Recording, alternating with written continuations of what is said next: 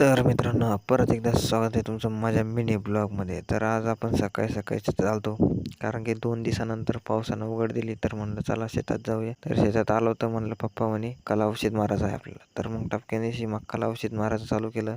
म्हणलं लवकरात लवकर मारून घेऊ, कारण की पावसाचा काही भरोसा नाही. डबल जर पाऊस सुरू झाला तर मक्काला औषध मारायचं राहून दे. तर कशी आहे आपली मक्का आता कमरा एवढली झालेली आहे, तर खूप वाढलेली आहे. तर आता ही शेवटची फवारणी आहे म्हणलं, तर शेवटची फवारणी करून टाकू.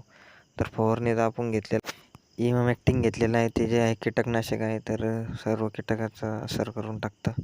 तर मग टपक्यान दिवशी औषध मारून घेतलं. मग दुसरी पिचकरी घेऊन आणलं. पप्पा म्हणे कपाशीला बी मारून टाक म्हणे. मग लगेच सर्व कपाशीला आपण मारत आहे हुलाला.